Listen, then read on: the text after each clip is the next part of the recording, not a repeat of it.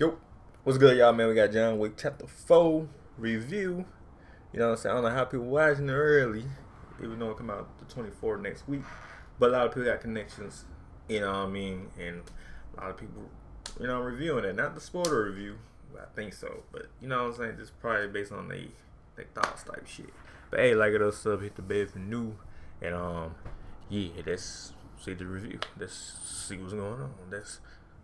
yeah, type shit. But yeah, like it up, sub, hit the bell. Hot. Let's get it.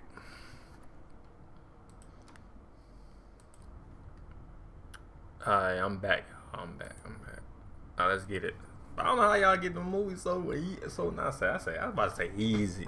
How y'all get the movie so early though? I mean, I know y'all got connections, so yeah, type shit. Cause I heard somebody did a spoiler review. I'm like, spoiler review? I mean, you know, well, non-spoiler review, because, you know, and nobody watched the movie yet. It's like, what, a couple people.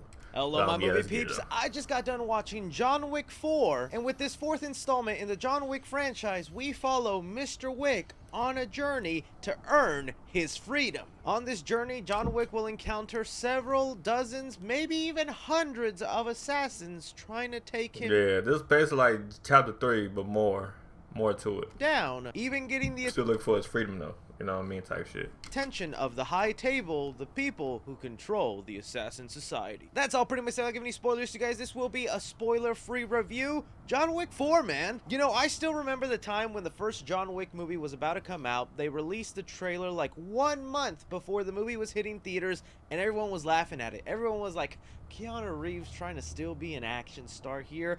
They killed his puppy in the trailer. Big whoop. You see the movie. Was pretty dang good. Then the rest is kind of history, right? John Wick 2 came out, blew us all away. They expanded this assassin universe, gave us such great choreographed fight scenes. They did John Wick 2, 3, now 4. And I heard they're gonna do number 5, probably 2 years. 2 years forward, I think. I don't know. I heard about, like, you know, they already got shit line up, you know what I mean, all that good shit. 3 up the ante even more, and I gotta be honest with you guys, I don't know what I was expecting for part 4. I thought they had already pushed the limits to what they could do with John Wick. Y'all, you was not ready for John Wick 4. Thankfully, my screening of John Wick 4 was held in an IMAX theater, and I kind of highly recommend that to you guys. This is the ultimate action movie. Not even exaggerating a little bit. When I tell you John Wick 4 is like 70 to 60% all action scenes, you can take my word for it. So basically, if I go to theater right now, not right now, but, you know, when the movie come out type shit, you telling me like it's gonna be action scenes, like ain't gonna be no, like, it's probably like, I'd say 1 or 2 boring scenes, but like more action scenes. I like movies like that. It's just straight action. I don't like all that. I mean, I do sometimes like chill scenes, but I like the action shit. You know what I mean? But you telling me it's gonna be like that? Yeah, I'm down for it then, okay. I really want to tip my hat to the stunt performers in this movie, because we're 30 now, and our lives are trash. Trade me. We're running out of board games to... I'm willing to bet money every single stunt performer available in Hollywood showed up in this movie. I honestly think you can take the body count John Wick had in 1, 2, and 3, add them up together, John Wick 4 would still beat it. Director Chad Stahelski and the writing team in here just continue to know how to expand every corner of this assassin universe that John Wick has created and keeping it fresh and still a little grounded. I think that's one of the biggest things that helps separate the John Wick universe from just your typical action movie. Sure, they have choreographed some fantastical fight scenes that we's gonna talk about, but I think a lot of us find a lot of intrigue in this assassin universe, and with this 4th film, they really explore the world. We're going all over the place here. I've mentioned how the role of John Wick perfectly suits Keanu Reeves and plays into his strengths. He doesn't have a lot of dialogue in this movie. Like, I'd be curious how many words he actually speaks, and I wouldn't be surprised if it's like under 100. But part 4 had the addition of some newer characters in here that I just could not get enough of. Starting off with Donnie Yen. He plays a character by the name of Kang,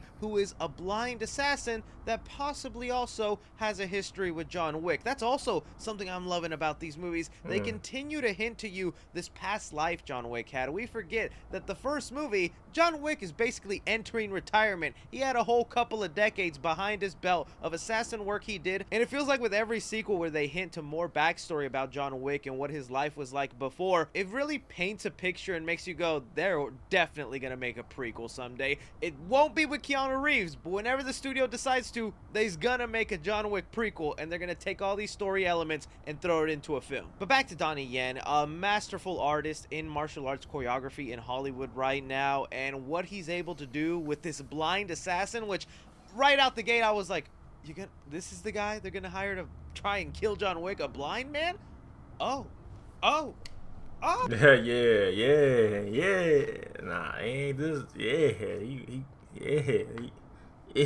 Oh, that's a big strength of John Wick 4, you know, because, like, I like John Wick 3. I thought it had also some really cool action set pieces, great choreography as always, but I felt like the action scenes grew stale there. Towards the end of the movie, I was kind of exhausted and numb to the fight scenes. It felt very repetitive, the whole gun fu and hits to the shoulder, and then hearing the characters...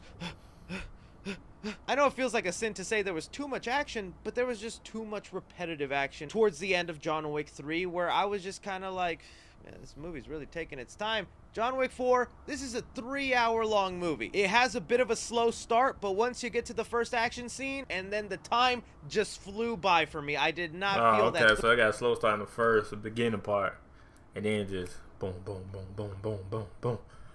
Boom, boom, boom, boom, boom, boom, boom type shit. 3 hours. That's fire though. Runtime. And a lot of that is because of the refreshing things they do here with, like I said, a blind assassin, Donnie Yen, and the story behind this character. That was a lot of fun to see. Bill Skarsgård, also a neat surprise in here. I think his character gets like some of the best dialogue of the film. Just hearing every sentence come out of his mouth, I'm like, yo, that's like really poetic. I'd read that in a fortune cookie probably. You know, he works as sort of the main villain of this film, and although I would have liked more of him, what Bill Skarsgård gets to do from beginning to end of the movie, loved it. We also have another assassin in here played by Shamir Anderson, who goes by Mr. Nobody or a tracker. He felt like the most wild card of the group, but again, to keep things fresh and unique, they gave him an interesting trait. He goes everywhere with his little German Shepherd dog. That dog is a menace. The action scenes they were able... You go crazy. That dog go stupid, go crazy. Able to pull off here with this assassin going after Wick and all these other people at the same time. Having a dog also fight these assassins?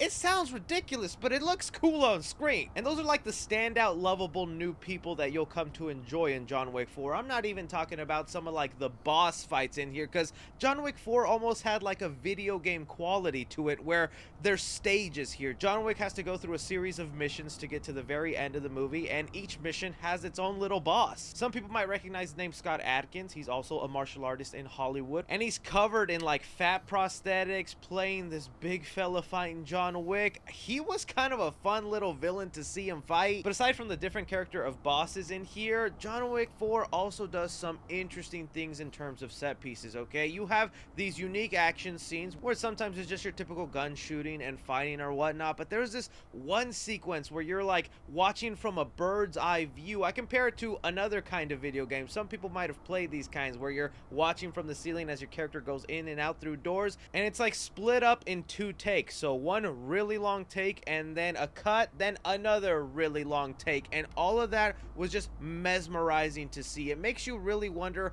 how hard did they work on this movie? Because there's definitely visual effects involved in John Wick 4. Damn, she taking a long time. She stabbing his ass. He's still moving. It's hidden seamlessly. So much of the when you live with moderate to severe Crohn's disease or ulcerative colitis, your day action going on screen, I'm seriously asking myself, how did they do that safely? How are these stunt performers not in wheelchairs, not broken ribs and bones? Because yeah, you'll get the occasional person that gets hit by a car and obviously looks like some sort of CGI person, but then there's other times, man, where something happens and you're like, that looked a little too real. But again, because every different action scene and set piece is given something new to play with, feels different than what we've seen before, I didn't get bored with the amount of action they threw our way. You know, we praise Tom Cruise for doing these insane stunts for the Mission Impossible movies, and he definitely deserves that recognition and how far he goes for his movies. But as you're watching this, take the time to think what Keanu Reeves is doing in the role. There's one really long action sequence involving 200 flights of stairs, okay? And I need you to imagine the week, the month, however long it took to film that entire action sequence and spending 8 to 6 hours of your day going up and down these stairs, doing these fake fights and choreographies. That is exhausting work. Keanu Reeves isn't as young as he used to be. The man is yeah, true that. 2 years away from being 60 years old, and just some of the stuff he does on screen, hats off, Keanu Reeves, man. I don't know how you did it. But okay, bringing my excitement down and trying to pinpoint some of the things I didn't absolutely loved about this movie. For one, it's an issue I had with the third film. John Wick is just feeling invincible. I felt like early on in the series, they did a good job of making John Wick, you know, a very high-skilled professional assassin, but he would get a knife wound time to time. He'd get shot, he'd get wounded, he'd slow down a bit, and here, man, it's like he's the frickin' Terminator. You know, the third movie, they had that ending where he falls off a building and then survives that. They kind of continue to do ridiculous stuff like that where you're like, there's no way you survived that, John Wick. Yeah, somebody was saying, he said that too with his with the clips and shit. It was like, did John Wick die and shit? And nah, he didn't die. I mean, he supposed to die, I think, but they just let it. You feel me? I mean, when it's a movie, you can do a lot of shit in the movies. Like, you can go off of, you know, 20-story building, still be alive type shit. Now, real life, yeah, you will die. But in movies, you can do a lot of crazy shit, like dumb shit. I ain't gonna lie. But again, I feel like that's just a minor gripe, okay? I feel like they've earned the right to make John Wick this sort of impenetrable or lucky where he gets saved last minute so many times. And you know, to be honest with you guys, that's like my only gripe. You know, I feel like the Mission Impossible series and John Wick are doing a great job of, as their sequels continue, they do more crazy, ridiculous things without exactly falling into that Fast and Furious trope. The other thing I'll say, yeah. I mean, Fast Furious ain't bad too, but yeah, but I know you're talking about though. But Fast Furious ain't bad.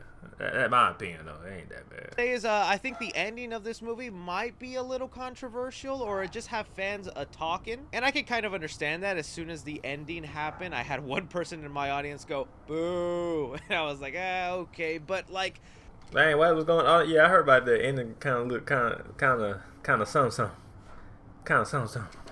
We don't know what the ending, man. I can't. I gotta watch it when next week, you know, 24th. But every time I watch it, you know, every time. But, I actually liked it. There's of course an obvious debate you can have with the ending that I don't want to get into here, but I honestly didn't mind it. And the way they decide to wrap up this story, I feel could be a good wrap up for the entire John Wick series. You know, the director recently came out and mentioned that if they are gonna make a 5th movie, yeah, I heard they supposed to make a 5th one. I heard like they already got a 5th lined up, but I don't know. Is that still working on it? You know, I was way back, so yeah. It'll be some time. They're not going to jump into it right away. They're going to wait a couple of years if the audience wants it. But if they decide to end it right here on 4, I'll be kind of satisfied with this ending. I think it'll be a good way to wrap up the series because it feels like it almost comes full circle from the way things began. So with John Wick Chapter 4, I'm going to give action 5 stars, guys, okay? Okay, 5 stars. Okay. John Wick 4 is literally going to be the action movie of all action films. Okay. If I didn't give this film 5 stars, I don't know what else deserves it. Comedy in the movie, I'm going to give it 3 stars. Comedy? Okay. Oh, yeah, I'm bad. The John Wick series... Comedy is 3? Comedy is 3?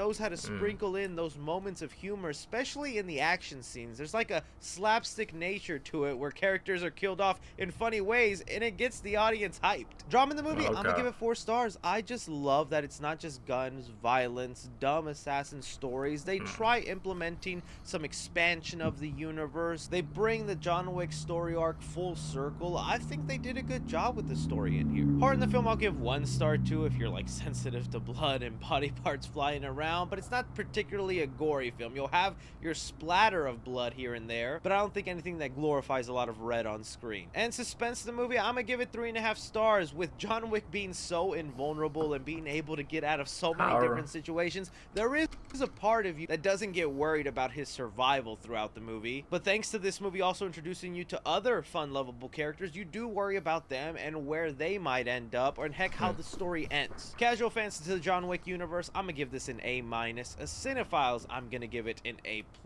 And critically, I'm going to give it an A-. For John Wick 4, it deserves the 3C guarantee. I highly recommend you guys go check